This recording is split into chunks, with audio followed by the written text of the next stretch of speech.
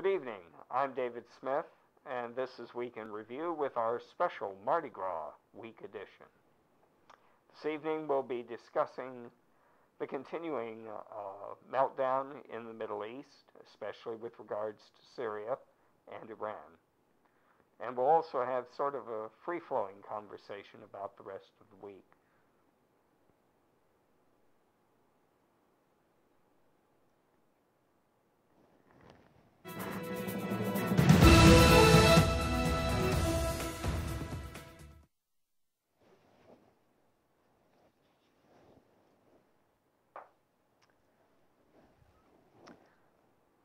Well, good evening, everyone. It's our 20th episode this week. We're coming to you from our super secret broadcast bunker. I'd like to remind you of our Twitter hashtag, WIRTV, and also our email addresses, David, Eric, or Daniel at weekinreview.tv. And this evening, we'll be discussing the situation in the Middle East and its continuing deterioration. Why don't you start off, Eric, and let's just kind of have a general conversation about this. Okay, well, let's just start off with our supposed friends first before we get to our enemies. And that would be Egypt is where I want to start. They're still holding the people in the embassy, our people, and of course Ray LaHood's son's one of them. John McCain went over there early last week, I think, to try on an official visit, but unofficially to try and get him back, and I have heard no progress. No progress. Now, the one of the hostages, he's the son of our Secretary of Commerce. Is that correct? Yeah, Ray LaHood's son is one of the hostages. Well, you would think we would be making some effort. No, I can't believe that we're allowing this to happen. Egypt basically depends on the United States for foreign aid. You think this would be a no-brainer to get these people back? Yeah, that's, I don't get this. Why we're allowing, this is another Iranian hostage situation. We know where this went last time. Why are we doing it again? Yeah, you think Hillary Clinton would have gotten on the phone and said, if those kids aren't on a plane in 24 hours, your foreign aid gets cut off. Well, your foreign aid gets cut off, and we're going to invade your country. Yeah. You know, we shouldn't be putting up with this crap from these little tin pot dictators. You know, and of course the liberal media, again, has circled the wagons, and we have a news blackout. You barely even hear about it. Yeah, I haven't heard anything more about it since the original broadcast of the news. Well, I've been checking it on the computer, and there's comparatively few stories from anyone. Fox, CNN, anybody. You have to really search around, and most of them are old, but nothing's happened. I would think this would be a wonderful opportunity for the Republicans right now. Keep this story in the news. You know, we have another Carter on our hands. Let's treat him the same way. Get him out of office. Yeah, well, I think this is Obama's time to show his big outreach to Muslims. Get our people back. Send one of all those Muslim clerics that he seems to schmooze at with the White House over there to bring them back. Oh, no, I don't think we need to bother with Muslim clerics. We just need to cut off all foreign aid. We need to send an army into that country to occupy it and take our people back. I'm just tired of this pussyfooting around that we're doing. You know, these people want to be our enemy and act like it. Fine, we'll treat you like an enemy. Well, maybe it's similar to friends. Maybe it's similar to what's going on with what happened with Bin Laden, where they kept it real quiet up until the point they've done something. So they're actually engaged in operations over there right now. Well, I don't think we're doing anything. I don't think any of our people are over there. No, I don't think they're doing anything. This is our friend. You know, and this is, you know, they've taken our people hostage in our own embassy. That's like U.S. territorial possession. You've invaded the United States and taken United States citizens hostage. Yeah. You know? This is another absurd. age, in the late 19th or early 20th century, this would be considered an act of war. Oh yeah, we would have invaded that country by now and occupied it. Oh yeah, there would have been a motion for a declaration of war if this happened in the 19th century. Yeah, this is just we've become ridiculous. Yeah. You know, allowing this And to then happen to us. if you want to move to the countries that are our enemy, well, Iran just released another report that they're well on their way to enriching more uranium. The inspectors can't go in. Oh, here we go again. Yeah, I heard earlier this week they thwarted attempts by inspectors to come in and see what was going on.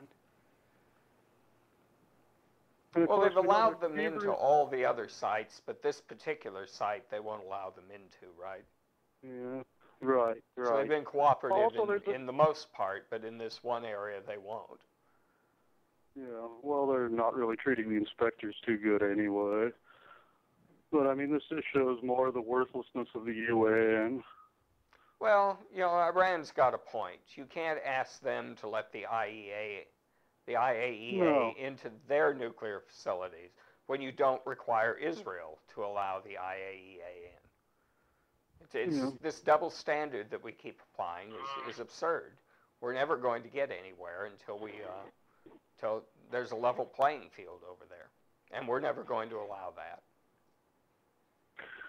No, but Iran having a nuclear weapon sounds like the worst possible thing that could happen. Oh, I don't dispute that. That's probably the worst possible thing that could happen. Basically, you have North Korea sitting in the middle of the Middle East. At least where North Korea is, it doesn't cause too many problems. Yeah. But I don't know. I'm sure the new North Korean leader is just as good as all the old Kims. Yeah. Now, what the Kim Jong-un died, I heard. Oh, I don't know. There was rumor that he had died, and they were looking for him. So I don't know. Yeah, I'm sure he's just as good as his father and grandfather were. Yeah. Yeah. Well, yeah, it's a puppet. It's Chinese puppet state. They don't do anything without Chinese permission. Yeah. You know. But with Iran, there's nobody watching over them, you know. And once they're the main exporter of terrorism. Oh yeah, I forgot. Remember they tried to assassinate that Arab diplomat in Washington. One in Washington and one over in somewhere else.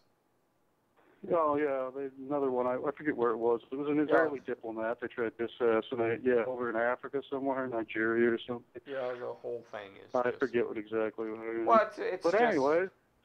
So did we allow them to attempt assassination on U.S. soil? What's going on there?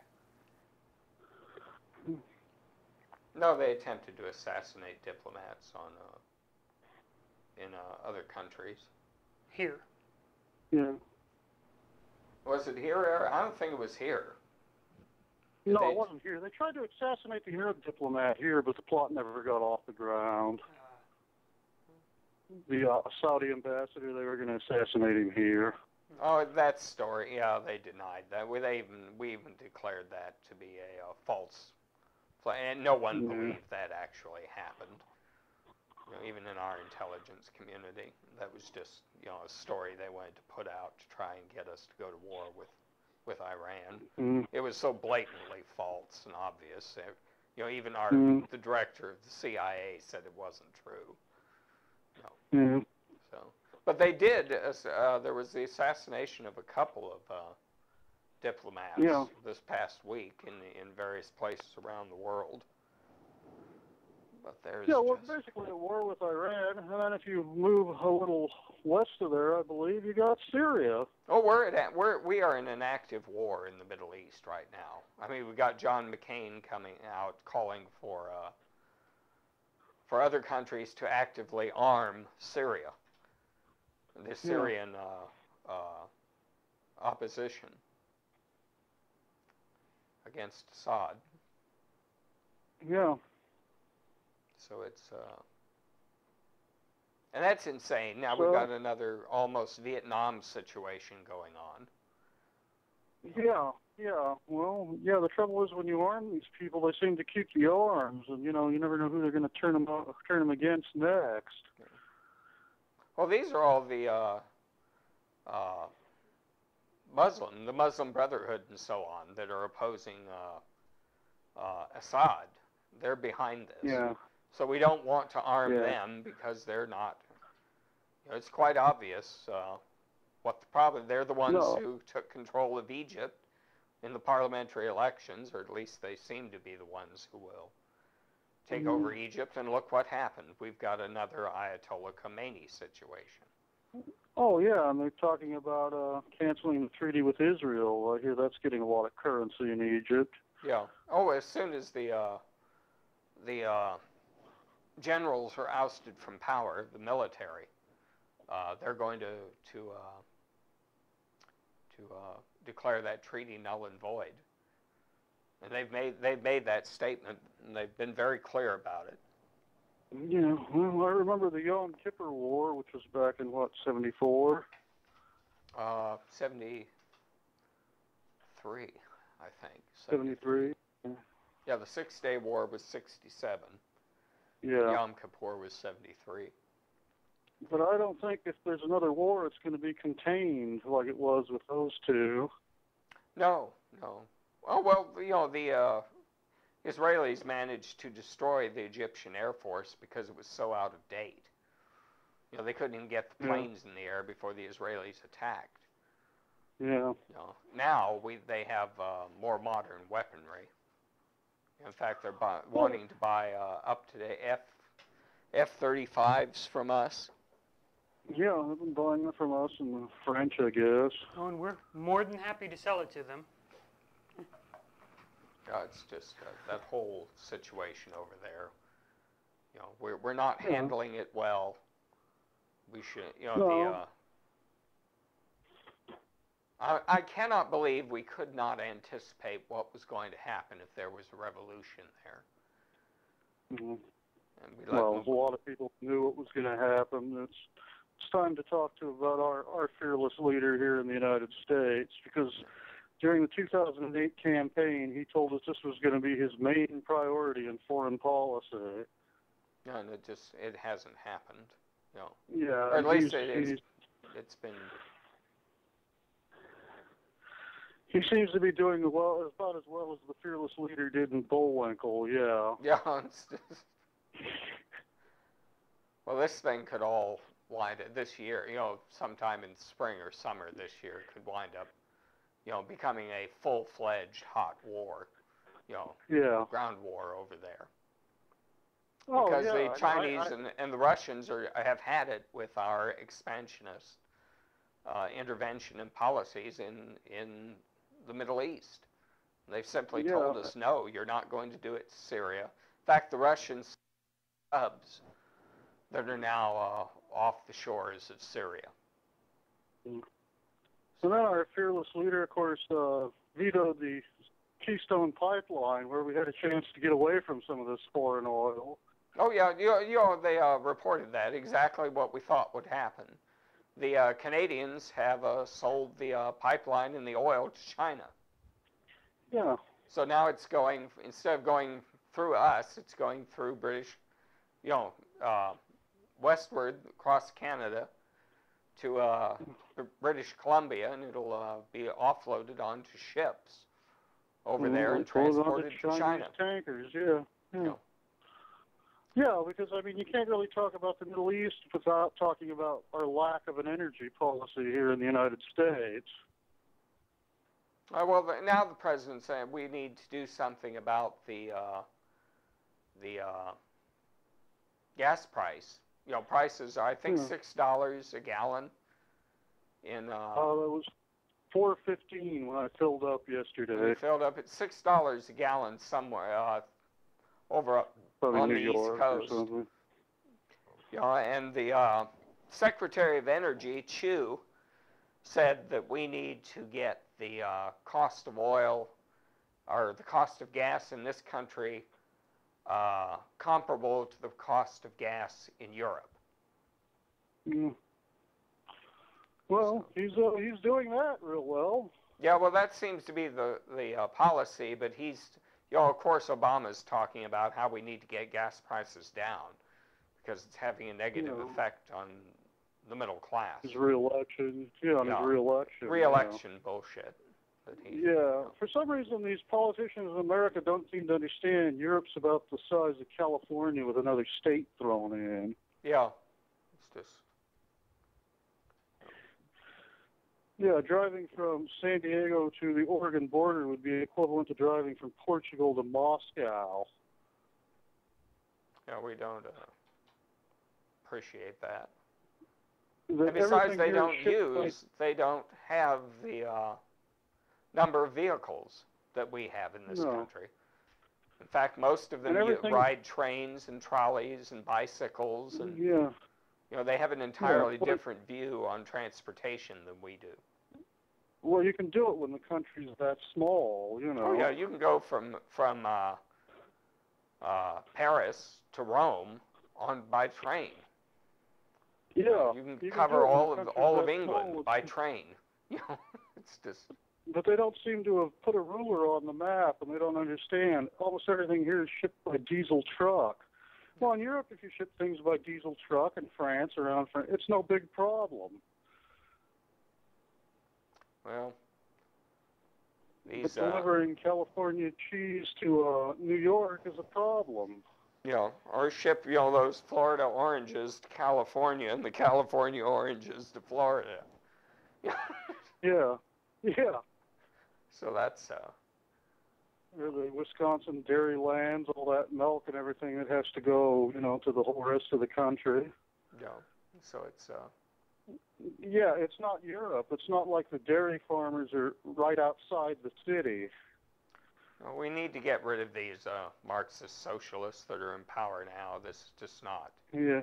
America is built. In fact, our whole infrastructure is built to support a capitalist economy. Yeah. It's not built to support a socialist or a communist economic system. And even in these small countries, communist, socialist, mutualist, whatever you want to call it, is just falling to pieces. Yeah. Oh, there's another one. The Greek meltdown. Yeah. The Greek. I don't know what's going to happen there. The Parliament voted for increased austerity measures. Well, people are going to have to take another 25% cut in salary. They've already taken a 15% cut previous to this. So, well, bailing out Greece was a mistake. But anyways, I'm going to suggest a policy for our energy policy, and it's real simple. We open ANWR up. It's not offshore. All leaks can be controlled. Even if half the oil goes to China, we'll start paying off our debt to the Chinese. I see it as our only chance. We've got to do something because this continuous dependence on foreign oil is just... and we do get the majority of our oil from Canada, or at least we used to. I don't know what's happening now. Well, of course, here on the West Coast, we get most of our oil from Alaska. Yeah. But it's time to open ANWR up. Like I said, even if you send half the oil to China, at least it'll start paying down our debt and support our money. Oh, you just need to tell the Chinese, tough luck. You bought the debt. We're not paying. Tough luck. Yeah. Well. But anyways, even if I want to bring this other point up, they say gas prices are going up. Well, if our money raised in value, the gas prices would go down also, which seems to be something no one's mentioning. And the fastest way to make our money rise in value is to start paying that debt off. And if we pay it off with oil, all of a sudden our money will go up in value. Well, we've got to do something because this is just... the people who are running it just don't know what they're doing. And I don't know that electing, because even if we elect a new president, the same old people are going to, that revolving door. Yeah. Honestly, the same old people are going to come back from the Bush administration.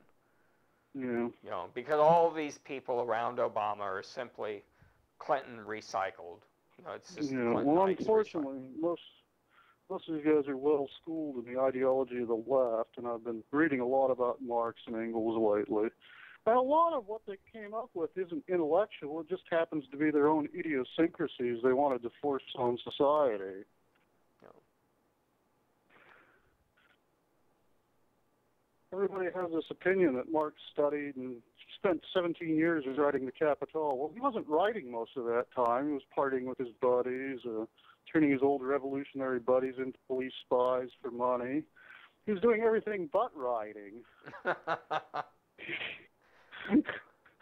So, like I said, when you come down to this, a lot of these policies, like this contraception, the main thing, is, it's just their idiosyncrasies. None of these guys believed in marriage. They all had mistresses, and everywhere they went, were getting each other's girlfriends and wives pregnant. This was just their personal idiosyncrasy. This wasn't a thought-out position. Well, you mentioned that, and I mentioned earlier to you, there was a letter written by a number of women, signed by many women, and sent to Obama and his Secretary of Health, Sebelius, telling them to stop speaking for all women, that all women are not interested in contraception and don't want it. And they need to stop trying to present themselves as if they're speaking for all women in America. They're not.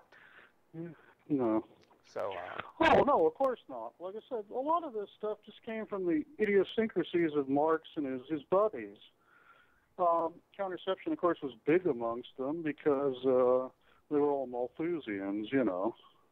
Oh yeah, well that's the whole thing about these people always scream about overpopulation and everything else. And, you know, I still with supposedly 7 billion, which I don't believe it's that number. They just make that up on some. But supposedly, even if with 7 billion people, we could still fit them all comfortably in the state of Texas. Oh yeah. You know, and the rest so this is not. This is. No. You know, these people just don't want the third world competing for the resources. Yeah. No, there's no Malthusian apocalypse on the horizon. Farming techniques, refrigeration techniques, everything's gotten better over the years. Yeah, we have. And even the drug use comes right from Marx and Engels. They were both opium users and drank like fish. So, like I said, all these things are not thought-out positions. These are just their personal idiosyncrasies that they liked. Good Lord. This is just... Yeah. You think that Marx he's portrayed as big in the library, which he did spend a lot of time in the library reading, but a lot of these positions were just their own personal quirks. Well... Because I've been reading about Marx. Every time they had one of these meetings, all the big socialist, communist leaders got together, you read, oh, well, Marx was incapacitated for the next week. Engels couldn't get out of bed for a month. These guys partied themselves into the ground. Oh. This was the age of liquor and laudum, you know. Good grief. These guys popping, drinking laudum and liquor like it was tea, yeah. Well, I don't know what to tell you about that. That's just really bad. No, I'm just telling you, like I said, because he's just... Well, speaking of partying, you know, the president and his family just went on vacation. And that cost us a fortune. And now Michelle Obama has taken her daughters on a skiing trip, skiing vacation, that has cost us another fortune in a time when we're supposedly supposed to be tightening our belts. You know, it costs us quite a bit of money in security and so on for these people to be taking trips. This is ridiculous. Because Michelle usually takes her 40 closest friends with her, you know. Yeah, and that's not, you know. That's not cheap. No, on the taxpayers' money, of course. We need to put a stop to that. You know. Yeah. Well, most presidents, when the country's economic, they try and act like they're sharing it anyway. Yeah. But even if they aren't, they try and act like it. Well, there doesn't seem to be much acting on the part of...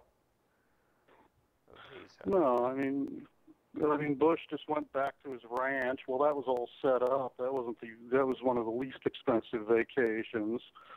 Yeah. Oh yeah, it was already wired up and set up for security, so there wasn't a lot. Yeah. But we have to transport the presidential limousine. We have to, whole social security details. Yeah. It's just pretty bad. Oh, yeah. Well, yeah, you read about that Wonderland party where everybody dressed up as characters from Alice in Wonderland in the White House? No. No, you haven't read about that? No. Oh, yeah. Johnny Depp was there dressed as the Mad Hatter. What was this for? I forget what Michelle's... What? What party was this for? What was the event, the occasion? Oh, is this past Halloween? Oh, it's Halloween? Yeah. Oh. Yeah, it's in that Jody Cantner book, The Obamas. They talk about their Alice in Wonderland themed party. Oh, good Lord. These people are living like Marie Antoinette. Louis XVI would have liked to have lived. Oh, good Lord.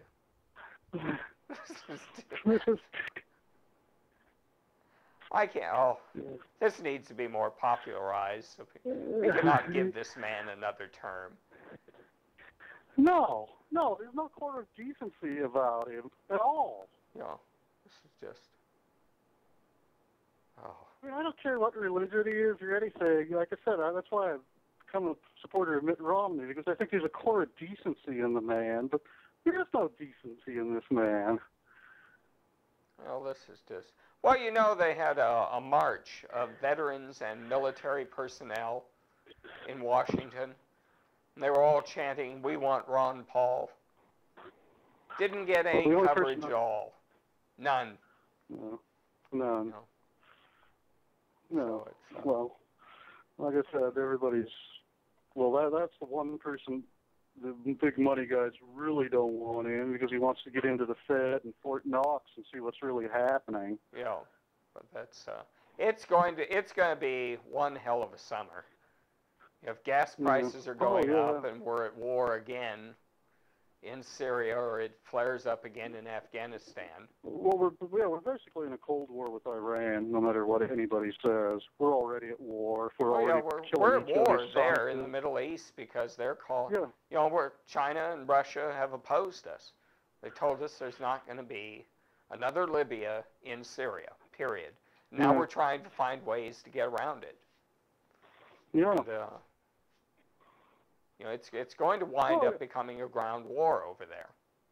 Oh, yeah, and even our friends, like the Egyptians, are treating us like crap now. Yeah, it's just, And the Israelis don't trust us because we won't, they keep saying that Iran is, just weeks away from an atomic bomb or nuclear weapons, and we keep saying, well, no, they're not trying to develop a bomb. And they won't let the IAEA in. So it's so confused over there. It's just perfect. The situation is just perfect for a war to break out. Yeah, no, Iran should have been taken care of 2 years ago. It should have blockaded the country when he could have. Yeah, well, Iran just sent one of its ships through the Suez Canal. Oh, really? Yes, just this past week. They sent a ship. Egypt let them do it. So that tells you, where Egypt stands. Even though they let them send a ship through the Suez Canal up into the Mediterranean Sea. They haven't been able to do that since, 77? Brought up about the Middle East is what they're calling now the new Christophobia. They're actually getting rid of all their Christians in the Middle East by extermination. Mm-hmm. Oh, they warned about this years ago, that was what was going to happen. And so,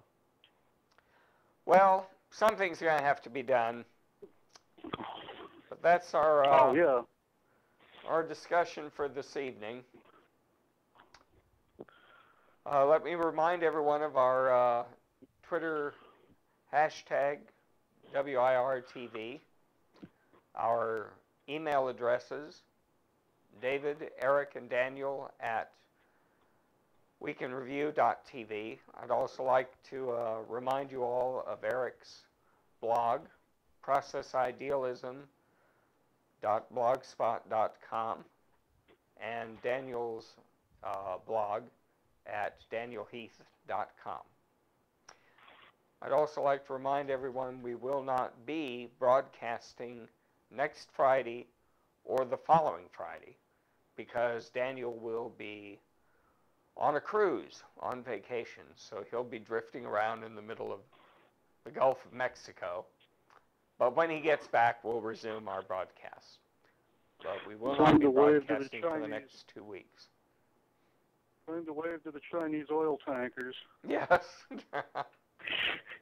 Will do. I'm also flowing past where where the BP oil spill stuff happened, so maybe I'll see the rig or something. I'll take a picture if I can. All right, thank you, everyone. Have a good next couple of weeks. And again, we'll see you in 3 weeks' time. Good night. This is Week in Review, and I'm David Smith.